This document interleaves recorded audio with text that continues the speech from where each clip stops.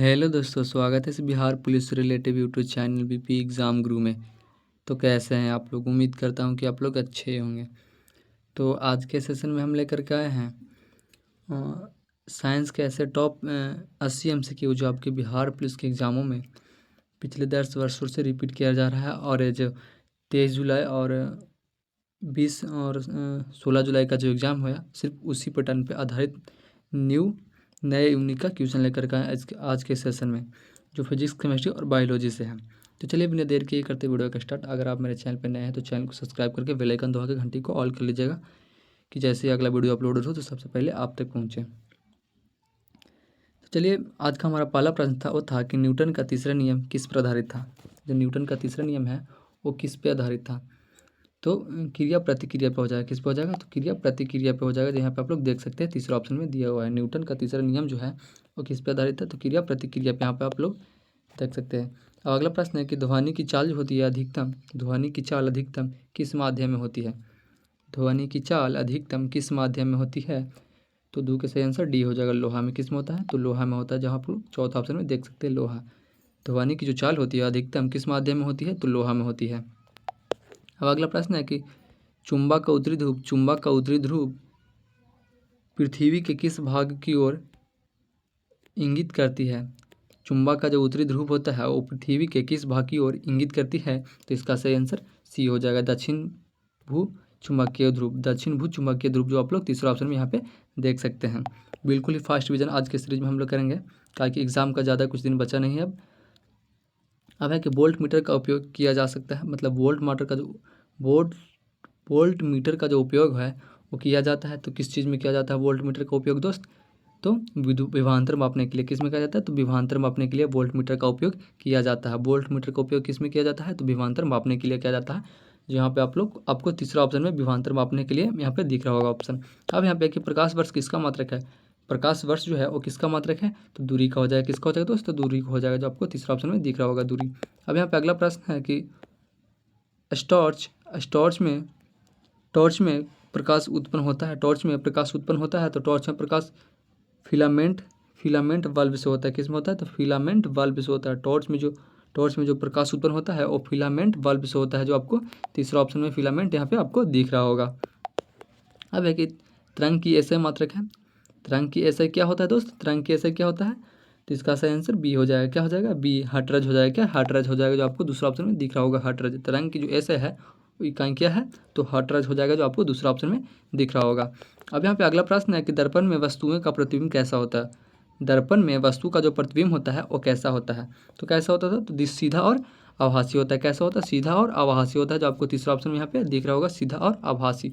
दर्पण में जो वस्तुएं का प्रतिबिंब होती है वो कैसा होता है? तो सीधा और आभासी होता है, जो यहाँ पे आप लोग देख सकते हैं। अब यहाँ पे है कि विद्युत प्रतिरोध का ऐसे मात्रक क्या है? विद्युत प्रतिरोध का ऐसे मात्रक क्या है?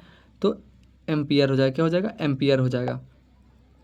टोटल इसमें हम 80 MCQ करवाएंगे, देखते हैं मतलब उसमें सब कितना सही कर पाते हैं। जितना आप लोग सही कर पाएगा उसका कमेंट में बताइएगा कि 80 में से आप 50 किए, 80 में से 80 किए या 70 किए, कितने किए, आप लोग लास्ट में कमेंट बताइएगा। बिना स्किप किए पूरा वीडियो देखिएगा। इसमें फिजिक्स, केमिस्ट्री, बायोलॉजी तीनों मिक्स करके आपको हम क्वेश्चन बनवा करके लाए हैं, जो 16 जुलाई और 20 जुलाई और 23 जुलाई पर आधारित है।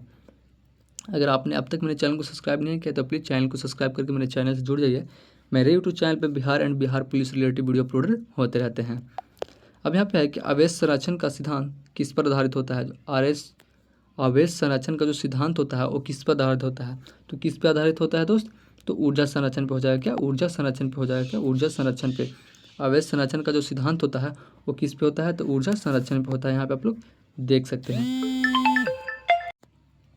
आवेश का संरक्षण का सिद्धांत किस पर आधारित होता है? तो आवेश का जो संरक्षण का सिद्धांत होता है वो किस पर आधारित होता है? तो ऊर्जा के संरक्षण पे होता है। ऊर्जा के संरक्षण पे होता है, जहाँ पर आप लोग देख सकते हैं जो पहला ऑप्शन दिया हुआ है, ऊर्जा का संरक्षण। अब अगला प्रश्न है कि चालक के तापमान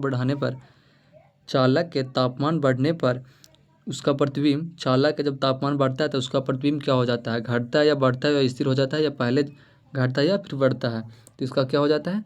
तो बढ़ जाता है। जो चालक का तापमान होता है वो चालक के तापमान जो होता है और बढ़ने पर उसका प्रतिबिंब भी बढ़ जाता है, इसलिए इसका सही आंसर बी हो जाएगा। अब अगला प्रश्न यहाँ पे है कि विद्युत धारा की दिशा मानी जाती है। विद्युत धारा की जो दिशा होती है वो मानी जाती है। तो इलेक्ट्रॉनों के विपरीत दिशा में, इलेक्ट्रॉनों की विपरीत दिशा में, क्या इलेक्ट्रॉनों की विपरीत दिशा में, जो दूसरा ऑप्शन में यहाँ पे आप लोग देख सकते हैं। विद्युत धारा का जो दिशा, विद्युत धारा की जो दिशा मानी जाती है वो कैसा माना जाता है, तो इलेक्ट्रॉन के विपरीत दिशा में माना जाता है। इलेक्ट्रॉन की विपरीत दिशा में, जो दूसरा ऑप्शन में यहाँ पे दिया हुआ है। अब अगला प्रश्न है कि कैपेसिटर में ऊर्जा किस रूप में संचित होती है। कैपेसिटर में ऊर्जा जो है वो किस रूप में संचित होती है, तो किस रूप में संचित होती है, तो विद्युत में हो जाती है। किस में हो जाती है, विद्युत में हो जाती है, जो तीसरा ऑप्शन आपको यहाँ पे देखने को मिल रहा होगा, तीसरा ऑप्शन में विद्युत। अब यहाँ पे कि ध्वनि किस माध्यम में नहीं चल सकती, ध्वनि जो है वो किस माध्यम में नहीं चल सकती है, तो ध्वनि किस माध्यम में नहीं चल सकती है, तो निर्वात में। क्या इसमें, तो निर्वात में ध्वनि जो है वो नहीं चल सकती, आप लोग तीसरा ऑप्शन में देख सकते हैं। अब अगला प्रश्न यहाँ पे है कि रेगिस्तान में दिन में गर्मी और रात में ठंडा क्यों होती है। रेगिस्तान में दिन में गर्मी होती है और रात में ठंडा क्यों होती है, तो यहाँ पे बताना है कि रेगिस्तान में जब दिन में गर्मी होती है तो रात में ठंडा क्यों पड़ जाती है वहाँ पे, तो इसका सही आंसर बी हो जाएगा, रेत की नमी उष्मा धारित के कारण। रेत की जो नमी उष्मा होती है धारित के कारण, यहाँ पे आप लोग देख सकते हैं दूसरा ऑप्शन में। अब अगला प्रश्न यहाँ पे है कि फोटोन में द्रव्यमान होता है तो कैसा होता है दोस्त, तो नहीं होता है। फोटोन में द्रव्यमान होता है तो नहीं होता है, यहाँ पे आप लोग देख सकते हैं दूसरा नंबर में जो दूसरा ऑप्शन दिया हुआ है कि नहीं होता है। फोटोन में द्रव्यमान होता है तो नहीं होता है। अब यहाँ पे है कि तरल थर्मामीटर में आमतौर पर कौन सा द्रव्य होता है। जो तरल थर्मामीटर होता है उसमें आमतौर पर कौन सा द्रव्य होता है, तो कौन सा द्रव्य होता है दोस्त, तो इसका सही आंसर सी हो जाएगा, मरकरी होता है। क्या होता है, मरकरी होता है, जो आपको तीसरा ऑप्शन में देखने को मिल रहा होगा, मरकरी होता है। तरल थर्मामीटर में आमतौर पर कौन सा द्रव्य होता है, तो मरकरी होता है, जो तीसरा ऑप्शन में आपको देखने को मिल रहा होगा। अब अगला प्रश्न है कि विद्युत बल्ब किस सिद्धांत पर कार्य करता है। जो विद्युत बल है वो किस सिद्धांत पर कार्य करता है, तो विद्युत बल किस सिद्धांत पर कार्य करता है दोस्त, तो जूल का नियम पर। किस पे, जूल के नियम पे कार्य करता है वो, जो तीसरा ऑप्शन में दिया हुआ है। अब यहाँ पे है कि ट्रांजिस्टर किसका उदाहरण है। ट्रांजिस्टर जो है वो किसका उदाहरण है, तो ट्रांजिस्टर जो है वो किसका उदाहरण है दोस्त, तो अर्धचालक हो जाएगा। किसका हो जाएगा, अर्धचालक के हो जाएगा, जो आपको यहाँ पे दूसरा ऑप्शन में दिख रहा होगा, अर्धचालक। ट्रांजिस्टर जो है वो किसका उदाहरण है, तो अर्धचालक हो जाएगा, जो यहाँ पे आपको दूसरा ऑप्शन में दिख रहा होगा। अब अगला प्रश्न है कि न्यूटन का दूसरा नियम किससे संबंधित है। जो न्यूटन का दूसरा नियम है वो किससे संबंधित है, तो न्यूटन का दूसरा नियम किससे संबंधित है, तो बल बराबर द्रव्यमान गुणित त्वरण हो जाएगा, जो आपको पहला ऑप्शन में यहाँ पे दिख रहा होगा। अगर आपने अब तक मेरे चैनल को सब्सक्राइब नहीं किया तो प्लीज़ चैनल को सब्सक्राइब करके मेरे चैनल से जुड़ जाइए। अब तक हम लोग भौतिक विज्ञान के प्रश्न 1 से 20 तक लतोझा वो हम लोग देख लिए हैं। अब यहाँ पे हम लोग देखेंगे रासायनिक विज्ञान के 1 से 21 से लेकर 40 तक जो प्रश्न है वो अब केमिस्ट्री का होगा। यहाँ पे आप लोग देखिएगा, आप केमिस्ट्री में कैसा कैसा मतलब 16 जुलाई और 20 जुलाई और 23 जुलाई पे कैसा कैसा प्रश्न पूछा गया था, उस पर आधारित आज के सेशन में हम लेकर के आए हैं। देखिए तो पहला प्रश्न क्या है केमिस्ट्री का, तो है कि पाणिनि का रासायनिक सूत्र क्या है। पानी का रासायनिक सूत्र क्या होगा, तो पानी का रासायनिक सूत्र क्या हो जाएगा दोस्त, तो H2O हो जाएगा। यहाँ पे आप लोग तो सबको ही जानते होंगे कि पानी का रासायनिक सूत्र क्या होता है, तो H2O होता है, H2O होता है। अब यहाँ पे है कि बल्लू बिटियल किसका सामान्य नाम है। बल्लू बिटियल जो है वो किसका सामान्य नाम है, तो बल्लू बिटियल किसका सामान्य नाम है दोस्त, तो CuSO4 × 5H2O हो जाएगा, जो यहाँ पे आपको दूसरा ऑप्शन में दिख रहा होगा। अब यहाँ पे अगला प्रश्न है कि पीतल जो है वो किसका मिश्रण धातु होता है। पीतल जो होता है वो किसका मिश्रण धातु होता है, तो पीतल किसका मिश्रण धातु होता है, तो तांबा और जिंक का हो जाएगा। किसका हो जाएगा, तांबा और जिंक का, जो आपको दूसरा ऑप्शन में यहाँ पे दिख रहा होगा, तांबा और जिंक का। पीतल है वो किसका मिश्रण धातु होता है, तो तांबा और जिंक का होता है, जो आपको दूसरा ऑप्शन में यहाँ पे दिख रहा होगा। अब अगला प्रश्न हम लोग यहाँ पे देखेंगे कि अम्ल का पीएच मान कितने होते हैं। अम्ल का जो पीएच मान है वो किससे कम होता है, अम्ल का जो पीएच मान है वो किससे कम होता है, तो अम्ल का पीएच मान किससे कम होता है दोस्त, यहाँ पे 24 का सही आंसर सी हो जाएगा, 7 से। कितने से, 7 से कम होता है। अम्ल का जो पीएच मान होता है वो 7 से थोड़ा कम होता है, जो आपको तीसरा ऑप्शन में 7 दिख रहा होगा। अब यहाँ पे अगला प्रश्न है कि लिटमस किसके प्राप्त होता है। लिटमस जो है वो किससे प्राप्त होता है, तो लिटमस जो है वो किससे प्राप्त होता है दोस्त, तो शैवाल से हो जाएगा। किससे हो जाएगा, शैवाल से हो जाएगा, जो आपको पहला ऑप्शन में दिख रहा होगा, शैवाल से हो जाएगा। लिटमस जो है वो किससे प्राप्त होता है, तो शैवाल से हो जाएगा, जो आपको तीसरा ऑप्शन में दिख रहा होगा। अब यहाँ पे अगला प्रश्न है कि पेट्रोलियम से कौन सा उत्पाद सबसे पहले निकाला जाता है। पेट्रोलियम से कौन सा उत्पाद सबसे पहले निकाला जाता है? तो पेट्रोलियम से सबसे पहला उत्पाद कौन सा निकाला जाता है दोस्त? तो इसका सही आंसर 26 का सही आंसर सी हो जाएगा, एलपीजी। क्या? एलपीजी। यहाँ पे आपको देख रहा होगा एलपीजी, जो तीसरा ऑप्शन में आप देख सकते हैं। अब यहाँ पे अगला प्रश्न है कि जंग किस धातु पर लगता है? जंग जो है वो कौन से धातु पर लगता है? तो जंग कौन से धातु पर लगता है? तो ऑफकोर्स वो लोहा पे ही लगेगा, एल्युमिनियम पर तो लगेगा नहीं, और सोना पे और तांबा पे नहीं लगेगा।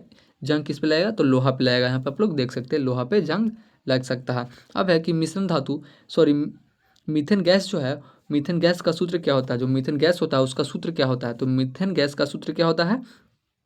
तो HC4 होगा का CH4 हो जाएगा, जो आपको तीसरा ऑप्शन दिख रहा होगा। CH4 जो हो जाएगा वो मीथेन गैस का सूत्र हो जाएगा। किसका हो जाएगा? मीथेन गैस का सूत्र हो जाएगा। तो CH4 जो आपको तीसरा ऑप्शन में दिख रहा होगा, CH4 जो है वो मीथेन गैस का सूत्र है, जो आपको तीसरा ऑप्शन यहाँ पे दिख रहा होगा। अब अगला प्रश्न है कि साबुन बनता है, तो साबुन किससे बनता है? साबुन बनता है तो इसका सही आंसर बी हो जाएगा। साबुन बनता है तो वसा और क्षार से। क्या? वसा और क्षार से, जो आपको दूसरा ऑप्शन में दिख रहा होगा, वसा और क्षार से साबुन बनता है। अगर आपने अब तक मेरे चैनल को सब्सक्राइब नहीं किया तो प्लीज़ चैनल को सब्सक्राइब कर लीजिए और मेरे चैनल से जुड़ जाइए। मेरे यूट्यूब चैनल पर बिहार एंड बिहार पुलिस से रिलेटेड वीडियो अपलोडेड होते रहते हैं। अब यहाँ पे क्या, हाइड्रोजन गैस सबसे हल्की गैस क्यों मानी जाती है? हाइड्रोजन जो गैस जो है वो सबसे हल्का गैस क्यों माना जाता है? हाइड्रोजन गैस जो है वो सबसे हल्की गैस क्यों मानी जाती है? तो क्यों मानी जाती है दोस्त? इसका सही आंसर सी हो जाएगा। इसका जो आणविक भार है, इसका जो आणविक भार होता है वो सबसे कम होता है। इसका जो आणविक भार होता है वो सबसे कम होता है, इसलिए हाइड्रोजन गैस सबसे हल्की गैस मानी जाती है। तो किसके लिए मानी जाती है? तो इसका जो आणविकरण है, इसका आणविक भार जो होता है वो सबसे कम होता है, इसलिए हाइड्रोजन गैस जो है वो हल्की मानी जाती है। अब अगला प्रश्न है कि गैसों की जो द्विआण्विकता होता है, गैसों की द्विआण्विकता होता है, उसका नियम किसने दिया था? गैसों का द्विआण्विकता का नियम किसने दिया था? तो किसने दिया था? इसका सही आंसर सी हो जाएगा, एवोगैड्रो ने दिया था। किसने दिया था? एवोगैड्रो ने दिया था, जो आपको तीसरा ऑप्शन में एवोगैड्रो दिख रहा होगा। तीसरा ऑप्शन में आपको एवोगैड्रो दिख रहा होगा, जो गैसों की द्विआण्विकता का नियम दिया था। तो किसने दिया था? तो एवोगैड्रो ने दिया था, जो आपको तीसरा ऑप्शन में दिख रहा होगा। अब यहाँ पे अगला प्रश्न हम लोग देखेंगे, तो अगला प्रश्न क्या कह रहा है कि फार्मिलिन किसका जल विलयन है? फार्मिलिन जो है वो किसका जल विलयन होगा? तो फार्मिलिन किसका जल विलयन होगा दोस्त? इसका सही आंसर बी हो जाएगा, फार्मिल डिहाइड का हो जाएगा, फार्मल डिहाइड का हो जाएगा, जो आपको दूसरा ऑप्शन में यहाँ पे दिख रहा होगा, फार्मल डिहाइड, जो उसका फार्मिलन का जल विलयन हो जाएगा। अब यहाँ पे है कि शुष्क बर्फ क्या होती है? शुष्क बर्फ जो है वो क्या होती है? शुष्क बर्फ क्या होती है? तो क्या होती है दोस्त? तो इसका सही आंसर 33 का सही आंसर बी हो जाएगा, CO2 ठोस रूप में। क्या? CO2 के ठोस रूप में शुष्क बर्फ होती है, तो CO2 के ठोस रूप में, जो आपको दूसरा ऑप्शन में दिख रहा होगा। अब यहाँ पे कि तनु अम्ल का pH मान कितना होता है? तनु अम्ल का pH मान होता है, तो तनु अम्ल का pH मान क्या होता है दोस्त? तो 4 हो जाएगा। कितना हो जाएगा? 4 हो जाएगा, जो आपको चौथा ऑप्शन में दिख रहा होगा, 4 हो जाएगा। प्लीज़ अगर आप लोग अब तक मेरे चैनल को सब्सक्राइब नहीं किया है तो प्लीज़ चैनल को सब्सक्राइब करके मेरे चैनल से जुड़ जाइए। अब यहाँ पे है कि अगला प्रश्न यहाँ पे है कि बेकिंग सोडा का रासायनिक नाम क्या है? बेकिंग सोडा का रासायनिक नाम क्या है? तो बेकिंग सोडा का रासायनिक नाम क्या हो जाएगा दोस्त? तो सोडियम बाइकोकार्बोनेट हो जाएगा, सोडियम बाइकोकार्बोनेट हो जाएगा, जो आपको दूसरा ऑप्शन में यहाँ पे दिख रहा होगा। जो बेकिंग सोडा का रासायनिक नाम होता है वो सोडियम बाइकोकार्बोनेट हो जाएगा, जो आपको दूसरा ऑप्शन में दिख रहा होगा। अब है कि गैस के दबाव को मापने वाले यंत्र को क्या कहते हैं? मतलब जो गैस के दबाव को मापता है उस मापने वाले यंत्र को क्या कहा जाता है? तो क्या कहा जाता है दोस्त? तो मैनोमीटर कहा जाता है। क्या कहा जाता है? तो मैनोमीटर कहा जाता है, जो आपको चौथा ऑप्शन में दिख रहा होगा, मैनोमीटर। गैस के दबाव को मापने वाले यंत्र को क्या कहा जाता है? तो मैनोमीटर कहा जाता है, जो आपको चौथा ऑप्शन में दिख रहा होगा। अब यहाँ पे अगला प्रश्न देखेंगे, तो अगला प्रश्न है कि अम्लीय वर्षा के मुख्य गैस कौन सी होती है? अम्लीय वर्षा का मुख्य गैस कौन सी होती है? तो अम्लीय वर्षा का मुख्य गैस कौन सी होती है दोस्त? तो इसका आंसर बी हो जाएगा, SO2। क्या? SO2 हो जाएगी, जो आपको दूसरा ऑप्शन में दिख रहा होगा, SO2। अम्लीय वर्षा का मुख्य गैस कौन सी होती है? तो SO2 होती है, जो आपको दूसरा ऑप्शन में दिख रहा होगा। अब यहाँ पे अगला प्रश्न है कि चूने का पानी किसका विलयन है? चूने का पानी किसका विलयन है? तो चूने का पानी किसका विलयन हो जाएगा? तो CaSO4 का हो जाएगा, जो आपको चौथा ऑप्शन में दिख रहा होगा, CaSO4 का हो जाएगा, जो आपको चौथा ऑप्शन में दिख रहा होगा। अब यहाँ पे अगला प्रश्न है कि साबुन के अणु किस प्रकार के होते हैं? साबुन के जो अणु होते हैं वो किस प्रकार के होते हैं? तो साबुन का अणु किस प्रकार के होते हैं दोस्त?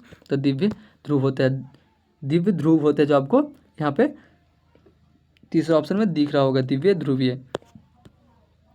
अब यहाँ पे कि डिटर्जेंट जो है, डिटर्जेंट का साबुन में मुख्य अंतर है।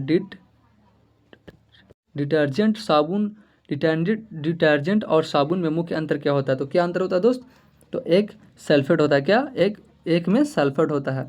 इसका मुख्य कारण क्या होता है? तो एक में सल्फेट हो जाएगा, जो पहला ऑप्शन है। अब यहाँ पे अगला प्रश्न है तो जीव विज्ञान यानी बायोलॉजी पे 21 तक प्रश्न है और बायोलॉजी का प्रश्न हो जाएगा, जो आप यहाँ पे देख सकते हैं। तो बायोलॉजी का सबसे पहला प्रश्न क्या है? तो सबसे छोटी हड्डी शरीर में कहाँ पाई जाती है? बहुत ही मोस्ट इंपॉर्टेंट क्वेश्चन है। जो हमारे शरीर का सबसे छोटी हड्डी होती है वो कहाँ पाई जाती है? तो कहाँ पाया जाएगा दोस्त? जो शरीर का सबसे छोटा हड्डी होता है वो कहाँ पाया जाता है? तो कान में पाया जाता है। कहाँ में पाया जाता है? तो कान में पाया जाता है, जो आपको यहाँ पे तीसरा ऑप्शन में दिया हुआ है। अगर आपसे यहाँ पे कोई पूछ दिए जो सबसे छोटी हड्डी है उसका नाम क्या है, छोटी हड्डी का सबसे छोटी हड्डी का नाम क्या है, इसका आंसर आप लोग कमेंट में देखते हैं किसका किसका करेक्ट होता है। और हाँ, अगर यहाँ पे पूछे कि सबसे बड़ी हड्डी कौन सी होती है तो उसका भी नाम आप लोग कमेंट में बताइएगा। अगर जिसको नहीं पता होगा तो यहाँ पे कान और ऐसे करके लिख दीजिएगा कि सबसे छोटी हड्डी और सबसे बड़ी हड्डी, ऐसे करके लिख दीजिएगा, आपको हम कमेंट में ही आंसर बता देंगे। अब यहाँ पे अगला प्रश्न देखिए आप। अगला प्रश्न है कि रक्त का लाल रंग किसके कारण होता है? जो हमारा रक्त होता है उसका लाल रंग किसके कारण होता है? तब को ये हीमोग्लोबिन के कारण ही हो जाए। किसके कारण होगा? हीमोग्लोबिन के कारण, जो आपको तीसरा ऑप्शन में यहाँ पे दिख रहा होगा। हीमोग्लोबिन के कारण जो रक्त है, हमारा रक्त है वो लाल किसके कारण होता है? तो हीमोग्लोबिन के कारण होता है, जो तीसरा ऑप्शन में आपको दिख रहा होगा। अब यहाँ पे अगला प्रश्न देखिए क्या है कि मस्तिष्क को सुरक्षा कौन देता है? हमारा मस्तिष्क है उसको सुरक्षा कौन देता है? तो मस्तिष्क की सुरक्षा कौन देता है दोस्त? तो इसका भी आंसर बी हो जाएगा, खोपड़ी देता है। कौन देता है? आपको खोपड़ी ही देगा, जो आपको दूसरा ऑप्शन में दिख रहा होगा, खोपड़ी देगा। अब यहाँ पे है कि इंसुलिन किस अंग से स्रावित होता है? इंसुलिन जो है वो कौन से अंग से स्रावित होता है? तो इंसुलिन किस अंग से स्रावित होता है दोस्त? तो अग्नाशय से हो जाएगा। किससे हो जाएगा? अग्नाशय से हो जाएगा, जो आपको दूसरा ऑप्शन में अग्नाशय दिख रहा होगा। इंसुलिन जो है किस अंग से स्रावित होती है? तो अग्नाशय से होती है, जो आपको दूसरा ऑप्शन में दिख रहा होगा। अब यहाँ पे अगला प्रश्न है कि हृदय में कितने कच होते हैं? बहुत ही मोस्ट इंपॉर्टेंट क्वेश्चन है कि हृदय में कितने कच होते हैं? तो हृदय में कितने कच होते हैं दोस्त? तो 4 हो जाएंगे। कितने हो जाएंगे? 4 हो जाएंगे, जो आपको तीसरा ऑप्शन में दिख रहा होगा, 4 हो जाएंगे। हृदय में कितने कच होते हैं? तो 4 हो जाएंगे, जो आपको तीसरा ऑप्शन में दिख रहा होगा। अब यहाँ पे है कि एंटीबायोडीज बनाते हैं। तो एंटीबायोडीज कौन बनाते हैं? तो WBC हो जाएगा, WBC हो जाएगा, जो आपको दूसरा ऑप्शन में दिख रहा होगा। WBC एंटीबायोडीज कौन बनाते हैं? तो WBC बनाते हैं, जो आपको दूसरा ऑप्शन में दिख रहा होगा। अब यहाँ पे है कि प्रकाश संश्लेषण की प्रक्रिया में कौन सा गैस अवशोषित होती है? प्रकाश संश्लेषण की प्रक्रिया में कौन सी गैस अवशोषित होती है? तो प्रकाश संश्लेषण की प्रक्रिया में कौन सी गैस अवशोषित होती है दोस्त? तो 47 का सही आंसर बी हो जाएगा। 47 का सही आंसर बी हो जाएगा, CO2। क्या? CO2, जो आपको दूसरा ऑप्शन में दिख रहा होगा, CO2। अब यहाँ पे अगला प्रश्न है कि पाचन तंत्र का सबसे लंबा अंग कौन सा है? पाचन तंत्र का सबसे लंबा अंग कौन सा है? तो पाचन तंत्र का सबसे लंबा अंग कौन सा हो जाएगा? तो छोटी आंत हो जाएगा। क्या? छोटी आंत हो जाएगा, जो आपको दूसरा ऑप्शन में दिख रहा होगा। छोटी आंत हो जाएगा, जो पाचन तंत्र का सबसे लंबा अंग होता है। अब यहाँ पे अगला प्रश्न है कि DNA का पूरा नाम क्या है? तो DNA का पूरा नाम क्या हो जाएगा दोस्त? तो डिऑक्सी राइबोन्यूक्लियस एसिड हो जाएगा। डिऑक्सी राइबोन्यूक्लियस एसिड हो जाएगा, जो आपको तीसरा ऑप्शन में दिख रहा होगा। इस वर्ष 23 जुलाई को ये पूछा गया था कि 20 जुलाई को पूछा गया था कि DNA का पूरा नाम क्या है? तो डिऑक्सी राइबोन्यूक्लियस एसिड हो जाएगा। अब यहाँ पे है कि रुधिर समूह की खोज किसने किया है? रुधिर समूह की खोज किसने की? तो कॉलर लेड स्टीनर हो जाएगा। कॉलर लेड स्टीनर हो जाएगा, जो आपको दूसरा ऑप्शन में दिख रहा होगा। अब यहाँ पे अगला प्रश्न है विटामिन ए की कमी से कौन सा रोग होता है? विटामिन ए की कमी से कौन सा रोग होता है? तो विटामिन ए की कमी से कौन सा रोग होता है? तो स्कर्वी हो जाएगा। क्या? स्कर्वी हो जाएगा, जो आपको पहला ऑप्शन में दिख रहा होगा, स्कर्वी हो जाएगा। विटामिन ए की कमी से कौन सा रोग होता है? तो स्कर्वी हो जाएगा। अगर आपने अब तक मेरे चैनल को सब्सक्राइब नहीं किया तो प्लीज़ मेरे चैनल को सब्सक्राइब करके चैनल से जुड़ जाइए। अब अगला प्रश्न यहाँ पे है कि मनुष्य की सबसे बड़ी ग्रंथि कौन सी है? मनुष्य की सबसे बड़ी ग्रंथि कौन सी है? तो मनुष्य की सबसे बड़ी ग्रंथि कौन सी होती है दोस्त? तो यहाँ पे इसका आंसर बी हो जाएगा, यकृत। कौन सी होती है? यकृत होती है, जो आपको दूसरा ऑप्शन में दिख रहा होगा। बिल्कुल ही मोस्ट इंपॉर्टेंट क्वेश्चन है कि मनुष्य की जो सबसे बड़ी ग्रंथि होती है कौन सी होती है? तो यकृत होती है, जो आपको दूसरा ऑप्शन में दिख रहा होगा। अब है कि पीलिया किस अंग से संबंधित रोग है? पीलिया जो है वो किस अंग से संबंधित रोग है? तो पीलिया किस अंग से संबंधित रोग है? तो फेफड़ा हो जाएगा। क्या? फेफड़ा हो जाएगा, जो आपको दूसरा ऑप्शन में यहाँ पे तीसरा ऑप्शन में आपको यहाँ पे दिख रहा होगा, फेफड़ा हो जाएगा। क्या? यहाँ पे इसका आंसर बी हो जाएगा, यकृत। पीलिया जो है, यहाँ पे फिर से देखिएगा, पीलिया किस अंग से संबंधित होता है? तो यकृत से होता है। किस होता है? यकृत से होता है, जो आपको दूसरा ऑप्शन में दिख रहा होगा। पीलिया जो है किस अंग से स्रावित होता है? यकृत से होता है। ये फेफड़ा से नहीं होगा। सी आंसर है, इसका सही आंसर बी हो जाएगा, यकृत। पीलिया जो किस अंग से संबंधित होती है? तो यकृत से होती है। अब यहाँ पे अगला प्रश्न दे सकते हैं कि धातु में पाए जाने वाला पदार्थ है। धातु में पाए जाने वाला पदार्थ है, तो धातु में पाए जाने वाला कौन सा पदार्थ होता है? तो एन मैल हो जाएगा। क्या? एन मैल हो जाएगा, जो आपको दूसरा ऑप्शन में यहाँ पे दिख रहा होगा, एन मैल हो जाएगा। अब यहाँ पे अगला प्रश्न है कि मनुष्य के शरीर में कितने हड्डियाँ होती है? जो मनुष्य का शरीर होता है उसमें कितने कुल हड्डियाँ कितने होती है? तो 206 होती है। कितनी होती है? 206 होती है, जो यहाँ पे आप लोग देख सकते हैं दूसरा ऑप्शन में यहाँ पे दिया हुआ है 206। अब यहाँ पे अगला प्रश्न है कि लार में कौन सा एंजाइम पाया जाता है? ये 20 जुलाई को भी पूछा गया था कि लार में कौन सा एंजाइम पाया जाता है। तो लार में कौन सा एंजाइम पाया जाता है दोस्त?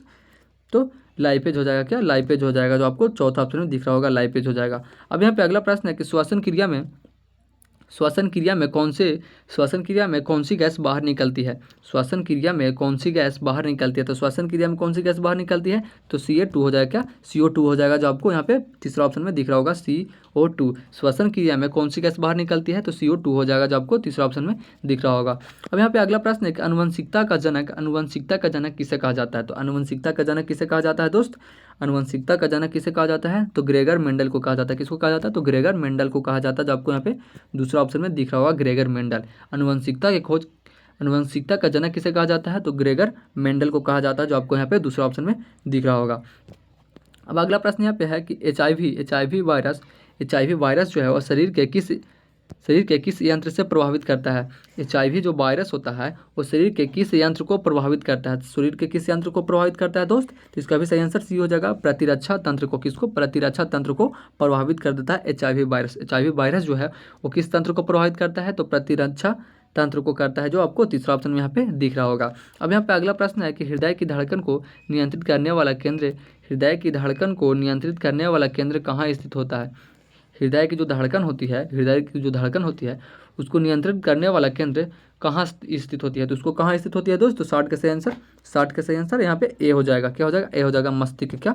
मस्तिष्क हो जाएगा, जो आपको यहाँ पे पहला ऑप्शन में मस्तिष्क दिख रहा होगा। अब यहाँ पे अगला प्रश्न हम लोग देखेंगे वो सामान्य विज्ञान पे देखेंगे। इस पे देखेंगे सामान्य विज्ञान पे देखेंगे, पर्यावरण एंड सामान्य विज्ञान पे। यहाँ पे 66 से जो 80 प्रश्न है वो पर्यावरण सामान्य विज्ञान पे यहाँ पे देखेंगे। तो यहाँ पे इसमें पहला प्रश्न है कि ओजोन परत किसे रोकती है? ओजोन परत जो है वो किसे रोकती है? तो ओजोन परत किसे रोकती है दोस्त?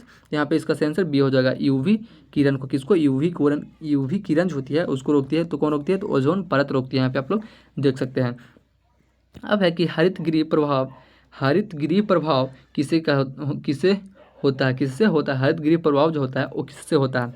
तो किससे होता है दोस्तों? 62 का सही आंसर ए हो जाएगा, CO2 से हो जाएगा। क्या? किससे हो जाएगा? CO2 से हो जाएगा, जो आपको पहला ऑप्शन में दिख रहा होगा, CO2 हो जाएगा। अब यहाँ पे अगला प्रश्न है कि ग्लोबल वार्मिंग का प्रमुख कारण क्या है? ग्लोबल वार्मिंग का प्रमुख कारण क्या है? तो ग्लोबल वार्मिंग का प्रमुख कारण क्या है दोस्त? तो सभी हो जाएगा। यहाँ पे पहला ऑप्शन में दिया हुआ कि वनों की कटाई, वायुमंडलीय प्रदूषण और जीवाश्म ईंधन की प्रयोग। यहाँ पे चारों ऑप्शन हो जाएगा, इसलिए इसका सही आंसर डी हो जाएगा, इनमें से सभी। अब यहाँ पे अगला प्रश्न देखेंगे कि अपशिष्ट प्रबंधन में 3R का अर्थ क्या होता है? तो अपशिष्ट प्रबंधन में 3R का अर्थ क्या होता है? तो यहाँ पे 64 का सही आंसर ए हो जाएगा। यहाँ पे रिड्यूस रियलेंस, जो आपको यहाँ पे पहला ऑप्शन में दिख रहा होगा। अब यहाँ पे अगला प्रश्न है कि पॉलीथीन किस प्रकार का पदार्थ होता है? जो पॉलीथीन है वो किस प्रकार का पदार्थ होता है? तो पॉलीथीन किस प्रकार का पदार्थ होता है दोस्त? इसका सही आंसर बी हो जाएगा, अजैव अपघटनीय। किसका? अजैव अपघटनीय का हो जाएगा, जो आपको दूसरा ऑप्शन में दिख रहा होगा, अजैव अपघटनीय का। अब यहाँ पे अगला प्रश्न है कि कार्बन डाइऑक्साइड होता है उसके गैस का उपयोग किससे होता है?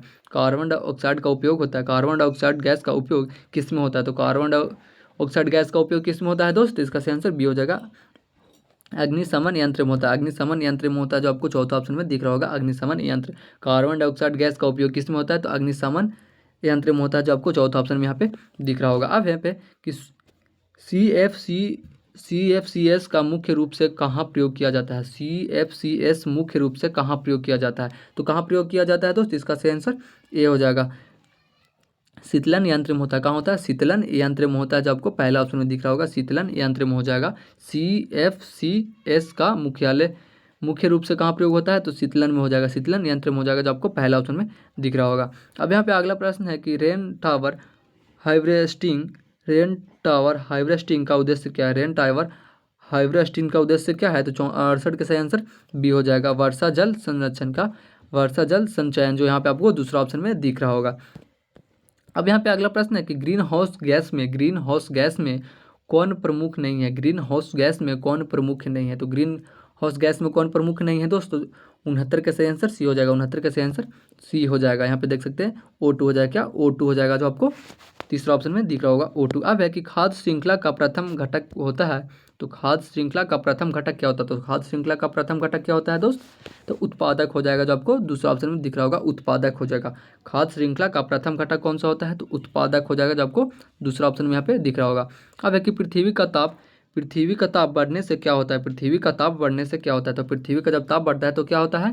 समुद्री स्तर बढ़ जाता है, समुद्री स्तर बढ़ जाता है, जो आपको यहाँ पे तीसरा ऑप्शन में दिख रहा होगा समुद्री स्तर बढ़ जाता है। जब पृथ्वी का ताप बढ़ने से क्या होता है? समुद्री स्तर बढ़ जाता है, जो आप यहाँ पे तीसरा ऑप्शन में दिख रहे होंगे।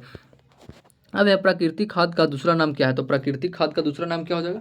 प्राकृतिक खाद का दूसरा नाम क्या हो जाएगा? तो प्राकृतिक खाद का दूसरा नाम जैविक खाद हो जाएगा। क्या हो जाएगा? जैविक खाद हो जाएगा, जो आपको पहला ऑप्शन में यहाँ पे दिख रहा होगा जैविक खाद। प्राकृतिक खाद का दूसरा नाम तो जैविक खाद हो जाएगा, जो आपको पहला ऑप्शन में यहाँ पे दिख रहा होगा। अब यहाँ पे अगला प्रश्न है कि प्रकाश संश्लेषण में ऊर्जा का स्रोत क्या है? प्रकाश संश्लेषण में ऊर्जा का स्रोत क्या है? तो प्रकाश संश्लेषण में ऊर्जा का स्रोत क्या हो जाएगा दोस्त? तो सूर्य हो जाएगा, क्या सूर्य हो जाएगा, जो आपको तीसरा ऑप्शन में दिख रहा होगा सूर्य हो जाएगा। प्रकाश संश्लेषण में ऊर्जा का स्रोत क्या होगा? तो सूर्य हो जाएगा। अगर आपने अब तक मेरे चैनल को सब्सक्राइब नहीं किया तो प्लीज़ चैनल को सब्सक्राइब करके चैनल से जुड़ जाइए। अब यहाँ पे कि जल प्रदूषण किससे होता है? जल का जो प्रदूषण है वो किससे होता है? तो जल का प्रदूषण किससे हो जाता है? तो प्लास्टिक से भी होता है और सिल्वर से भी होता है, सीवर जल से भी होता है और रसायन से भी होता है। यहाँ पे आप लोग देख सकते हैं जो चौथा ऑप्शन है, प्लास्टिक से, सीवरल जल से और रसायन से जल हमारा जो है प्रदूषित हो जाता है। अब यहाँ पे अगला प्रश्न है कि पवन चक्की से कौन सी ऊर्जा प्राप्त होती है? पवन चक्की से कौन सी ऊर्जा प्राप्त होती है? तो पवन चक्की से कौन सी ऊर्जा प्राप्त होती है दोस्त? तो विद्युत हो जाएगा, क्या विद्युत हो जाएगा, जो आपको तीसरा ऑप्शन में दिख रहा होगा। पवन चक्की से कौन सी ऊर्जा प्राप्त होती है? तो विद्युत हो जाएगा, जो आपको तीसरा ऑप्शन में दिख रहा होगा। अब यहाँ पे अगला प्रश्न है कि वनों की कटाई जो है, वनों की कटाई से क्या प्रभाव होता है? वनों की जब कटाई होता है तो हमारे पृथ्वी पर क्या प्रभाव होता है? तो क्या प्रभाव होता है दोस्त? तो मृदा अपदरन हो जाता है, क्या मृदा अपदन हो जाता है, जो आपको यहाँ पे चौथा ऑप्शन में दिख रहा होगा अपदरन हो जाता है। अब यहाँ पे है कि स्वच्छ भारत अभियान कब शुरू हुआ था? स्वच्छ भारत अभियान जो है वो कब शुरू हुआ था? स्वच्छ भारत अभियान जो है वो कब शुरू हुआ था? तो 2 अक्टूबर 2014 को हुआ था, 2 अक्टूबर 2014 को हुआ था, 2 अक्टूबर 2014 को स्वच्छ भारत अभियान शुरू हुआ था। अब यहाँ पे पूछते हैं कि स्वच्छ भारत अभियान जो है वो किसके द्वारा चलाया गया था? तो इसका आंसर आप लोग कमेंट बताइए, देखते हैं किसका किसका सही होता है। स्वच्छ भारत अभियान जो है वो किसके द्वारा चलाया गया था? अगर जिसको नहीं पता होगा तो स्वच्छ भारत अभियान आप लिख दीजिएगा, वहाँ पे इसका आंसर आपको हम कमेंट में ही बता देंगे। अब यहाँ पे अगला प्रश्न है कि जलवायु परिवर्तन का मुख्य कारण क्या है? जलवायु परिवर्तन का मुख्य कारण क्या है? तो जलवायु परिवर्तन का मुख्य कारण क्या हो जाएगा दोस्त? तो ग्रीन हाउस हो जाएगा, क्या ग्रीन हाउस हो जाएगा, जो आपको यहाँ पे ग्रीन हाउस गैस हो जाएगा, जो आपको दूसरा ऑप्शन में दिख रहा होगा ग्रीन हाउस गैस हो जाएगा। जलवायु परिवर्तन का मुख्य कारण क्या हो जाएगा? तो ग्रीन हाउस गैस हो जाएगा, जो आपको दूसरा ऑप्शन में दिख रहा होगा। अब यहाँ पे अगला प्रश्न है कि नाइट्रोजन स्थिरीकरण में कौन से जीव काम आते हैं? नाइट्रोजन स्थिरीकरण में कौन से जीव काम आते हैं? तो नाइट्रोजन स्थिरीकरण में कौन से जीव काम आते हैं दोस्त? तो जीवाणु हो जाएंगे, क्या जीवाणु हो जाएंगे, जो आपको दूसरा ऑप्शन में दिख रहा होगा जीवाणु हो जाएंगे। अब यहाँ पे लास्ट प्रश्न है कि एक पौधे वातावरण से कौन सी गैस अवशोषित करती है? जो एक पौधे है, ऐसा कौन सा एक पौधा वातावरण से कौन सी गैस अवशोषित करती है? तो कौन सी गैस अवशोषित करती है दोस्त? तो इसका सही आंसर ए हो जाएगा CO2 करती है। क्या करती है? CO2 करती है। ये था आज के लिए लास्ट प्रश्न। तो आप मिलेंगे अगले वीडियो के साथ, तब तक के लिए जय हिंद जय भारत। अगर आप अब तक मेरे चैनल को सब्सक्राइब नहीं किया तो प्लीज़ चैनल को सब्सक्राइब करके मेरे चैनल से जुड़ जाए। मेरे यूट्यूब चैनल पर बिहार पुलिस से रिलेटेड वीडियो अपलोडेड होते रहते हैं। तो ठीक है, फिर मिलता है अगले वीडियो के साथ।